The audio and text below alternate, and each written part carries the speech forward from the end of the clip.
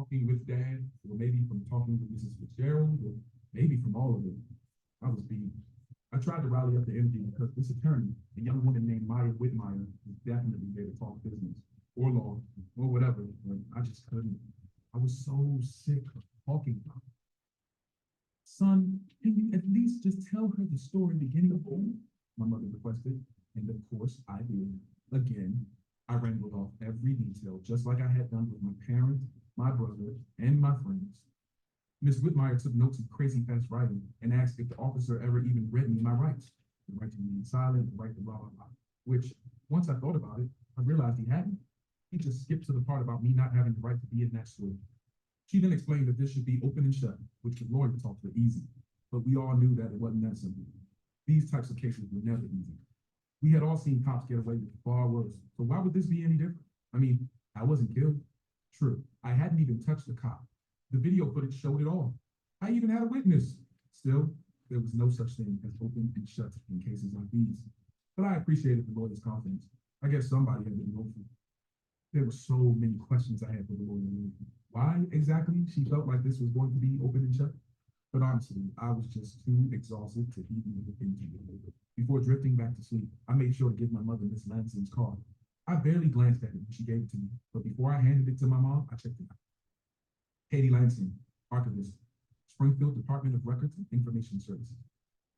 Under her name and title was her phone number and email. Seemed like another office job to me.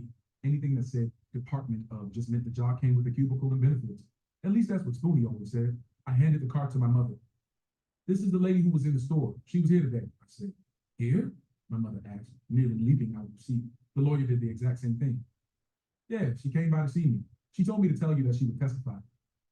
My mother stared at the card, a huge smile coming across her face, then handed it to the lawyer, who scanned it, then nodded and murmured, this is good, this is good. And that was good night for me. Thursday morning, I was awakened by Dr. Barnes. He had come by to let me know that my vitals had been stable for 48 hours now. Clarissa had been keeping track, and I had been keeping up with my spirometry, and the internal bleeding had finally subsided.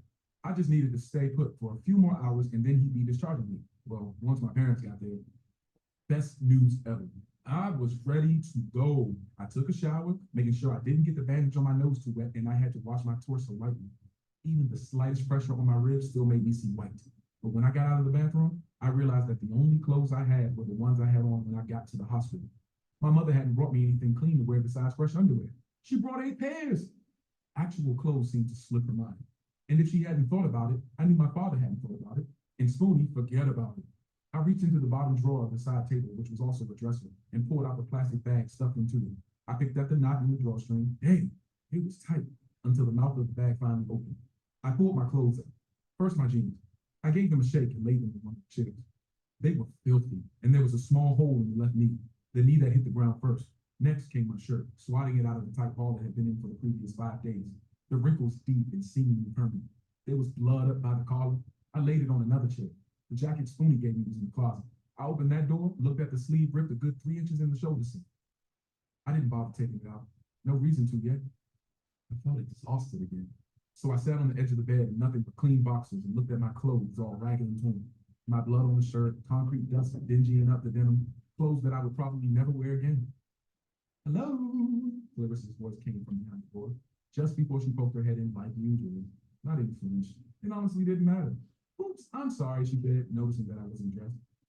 It's cool, I replied, grabbing the gown. Come in. Clarissa came in as I snapped the gown shut. So I hear you're leaving us, she said, pushing in the breakfast tray for the last time. That's what Dr. Barnes said. Good, Clarissa said. She twisted her hair up in a bun and checked my vitals. I guess just as a final precautionary measure. It would have sucked if she heard something weird in my heart, or if my temperature or blood pressure was high and then I couldn't go home. Luckily, everything was fine. So what's the first thing you're going to do when you get out? Funny, I hadn't really thought about it. I just wanted to go home. I don't really know. I guess try to see my boys, throw some clean clothes, I said, smirking awkwardly. Clarissa glanced to the chairs where I had my dirty t-shirt and jeans spread out like some kind of strange art exhibit. Oh my, she put her hand over her mouth. You want me to put those back in the bag? No, I said, I got it. I grabbed the shirt and jeans as Clarissa held the bag over for me to dump them in. I didn't want her to have to touch that stuff. Then I tied the drawstring back in the knot and made the decision right then and there to put the bag in the trash. Well, I I'm probably not going to see you, so you make sure you take care of yourself. Thanks for everything, really. I sat back on the bar as Clarissa gathered up her equipment. But before I go, I wanted to ask, did you ever finish that drawing you were working on? Yeah, I finished it yesterday. I slid my sketch pad off the dresser and handed it to her. Wow, Clarissa said, gazing at the paper, then glancing back at me. Rashad, this is incredible. You should be proud. Then she looked a little closer. Hey, this one has a face. Yeah. Why? Because, well, whoever is looking up is seeing you, me, I don't know. That lady Claudia James, my friends, my family, Mrs. Fitzgerald. Who? This lady, I said. Anyway, all of us looking at the scene see the person who has the hand put through the chest. The dude with his heart torn out. It's impossible to ignore him. He has a face. He deserves a face. Clarissa looked from the villain to me and back to the drawing. Yeah, he does. My mom and dad showed up a few hours later. I had texted my mother reminding her to bring me clean clothes, which she did. I also texted English, Shannon, and Carlos to let them know that I was finally on my way home. Hashtag Rashad is absent again today is what they all texted back, along with Thursday, 5:33 p.m. from Lowe's. About time, I almost had to really steal Tiff. Give her a shoulder to cry on. Thursday, 5:34 p.m. from Shannon. Dude, I'm so glad you're out. Shit is crazy. Gusto got into it with Quinn at practice. You know Quinn? Thursday, 5:35 p.m. to Shannon. Who's Quinn? Thursday, 5:36 p.m. from Shannon. He's on the team. Mean jump shot. You might not know him, but Gusto his boy, and they went at it over this whole thing. Thursday, 5:38 p.m. from Lowe's. I'm coming over tonight around 8, soldier boy. No crying. I know how much you've missed me. LOL. Thursday, 5:39 p.m. from English. Dude, we gotta talk. School is intense. Everybody's picked a side. Thursday, 5:41 p.m. to English. I know. Come through tonight. Los is coming. Bring Shane. And before I knew it, I was leaving the hospital wearing a sweatsuit, carrying nothing but my notepad. But before we left, I tore out the piece I'd drawn and set it on the food tray for Clarissa, just to thank her again. I wish I could have seen Mrs. Fitzgerald in the time, but the truth is, when it was finally time to go, I was ready to get the hell out of there. I didn't want to make any extra stops. Apparently, the lawyer my folks hired asked the media to give us some privacy, which was a good thing because we didn't have to dash from the hospital to the car through a mob of cameras and microphones. That would have been too much for me. Instead, it was just a few short, peaceful steps from the door to the car. I sat in the back seat as my dad drove through the city. Neither of my parents said much, which was weird. I had this strange feeling like they were uncomfortable around me or around each other. Something was different. I couldn't even do it. I cracked the window, the fall crisp seeping in, the familiar static of air pushing through a tight space, through neighborhoods, down the crowded streets, 1st Street, 2nd Street, 3rd Street, red light. My father put his blinker on, but there was no reason for him to turn. We lived straight ahead, but he made a left at 3rd and went around the block, coming back out to Main Street at 5th, the whole time glancing at me weird through the rear view. But I knew he was doing. He was dodging 4th Street. He wanted to skip Jerry's, as if him not driving by had made it no longer exist, as if that's all it would take to help me forget. Maybe he was doing it for himself, but the way my parents were acting made it clear that this was something that exists. I decided not to bring it up, and instead just sat quietly until we got to the house, where I went straight in my room to be around all my things, all my faceless sketches taped to the wall above my tiny twin bed. But more importantly, I needed my computer so that I could scour the internet to try to catch up on my own life. You know how weird it is to hashtag yourself, to read posts and updates other people, most of whom you don't even know, make about you? It's strange, but I did it anyway. Hashtag Rashad is absent again today brought up hundreds, maybe 1,000 posts. Some were just pictures of all these random places with that tag, just like Spoonie showed me. I knew where the first one started, at least I thought I knew, but I had no idea where all the other ones came from. Other links connected to the hashtag were of the news clips. Turns out I was only watching the local news channel. The hospital could only get 5 or 6 channels anyway, but I was being covered in all the newspapers and even on cable news channels. What the? This was insane. There were clips of panel discussions where preachers and community leaders sat around arguing for me, defending me. I mean, not just me, but you know. And then there were some clips of people defending the looser. Everyone saying the same thing. He was just doing his job, and he's a good guy. And we don't know if that boy was failing or not. And there were pictures of people holding up pieces of paper with the hashtag written on it. Some of them just said absent again. There was even one of somebody in a t-shirt. I couldn't see the face, but written on the front of the shirt was, "I'm marching." And then the back said, "Are you?" Besides all this, The wildest part was seeing all the pictures of me snatched from websites and social media pages. Some of them were me dressed in my usual everyday wear, jeans sagged just below the waist, t-shirt, sneakers.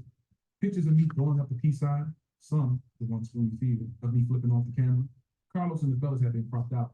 These images would have nasty comments under them, people saying stuff like, looks like he robbed a store, and if he pulled his pants up, maybe he would have gotten away with the crime. LOL. And is that a gang sign? Other pictures were of me in my ROTC uniform.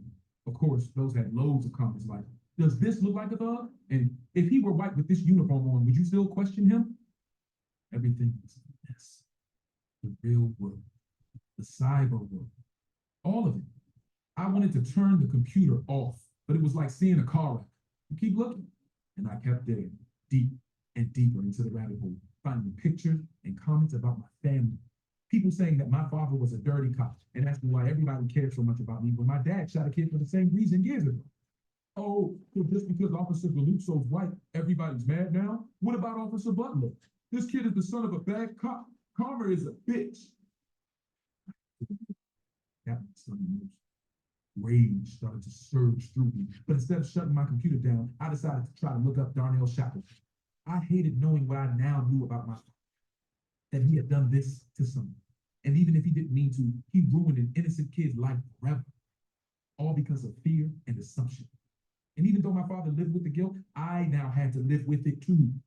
So as I clicked on the first image link to pop up, as I stared at Darnell's high school senior picture, the arms of his wheelchair peeking into the camera too, I made it clear to myself that this protest, this whole thing, was also for him. English, Shannon, and Carlos got to my house around 8.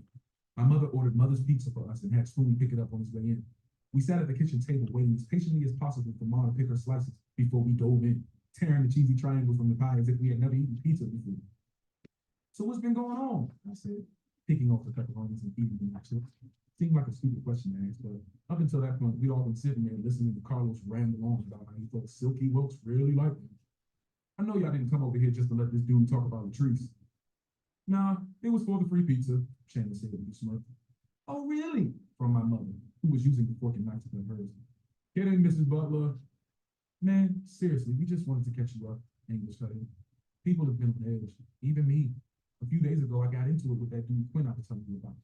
He was kicking all that Paul was doing his job crap while you were laid up in the hospital with your ribs busted. I mean, it's wild. But then today, that same dude got into it with Guzzo at practice. Then afterward, the dude, Quinn, came up to me to say that we should just call this one play we have. It's like an isolation play with me. I had no idea what he was talking about. He agreed that we should just call it Rashad. What? Yep. Coach Carney named it Fist, but I called it Rashad in practice. And I'm going to call it that in the game too. Quinn was with me. Sure that's a good idea? I was feeling really weird. Plus, I didn't want English to get benched for something like renaming the play after me. Dude, at this point, I don't care. It ain't like people ain't thinking about it anyway. It's on everybody's mind. Plus, Rashad is absent again today, caught on like wildfire, Shannon said. Look at Carlos, he was trying to shove a whole slice in his mouth. What? He grunted. I know it was you, I said. And for the record, you should have did it in a way with a paint drip, almost like vampire blood style. Carlos chewed and chewed, then finally swallowed. I don't know what you're talking about, he smiled, but that's a good idea. Fully shook his head, but not in the my little brother and his annoying friends way, in the proud way. So this protest, he said, getting down to business. It's tomorrow at 5:30, English said. We're starting at Jerry's and working our way down to the police station. Y'all are gonna miss practice? I asked, concerned. Who cares, Shannon said, nodding to me. My boys, my brothers. You should know, Shad, that Tiffany has been working with Jill and they've been planning the crap out of this thing. Her and Jill have been the main students organizing it from our school. But it ain't just our school, English explained quick. It's all kinds of people, other schools, folks in the neighborhood, different businesses. I called Pastor Johnson and he said he'd round up some folks too, Ma added. I was cool with the pastor coming, but my mother being on board, that really got me. My father, well, I wasn't sure. He wasn't out there with us, was he? Nope. He was in his room, hiding. Spoonie leaned forward. Fellas, can I make a suggestion? When we get to the station, we should have a die-in. Oh, what? My mother went bug-eyed, probably at the word die. A die-in is basically when you lie on the ground as a form of protest. Sort of like how the sit-ins were back in the day, but when you lie down, they can't push you over. They can't do anything to you, really, because you're already on the ground. They could kick you. My mother wasn't a fan of this idea, but they won't. Too many cameras, Stoney looked at Mom. I promise it'll be fine. She nodded nervously. But once we lie down, then what? I asked. Because the way I saw it, putting my body back on the sidewalk wasn't my idea of a protest. It was my idea of a nightmare. Then we make the most powerful statement we can make. Sweeney dug in his bag and pulled out a stack of papers. We read every name on this list out loud.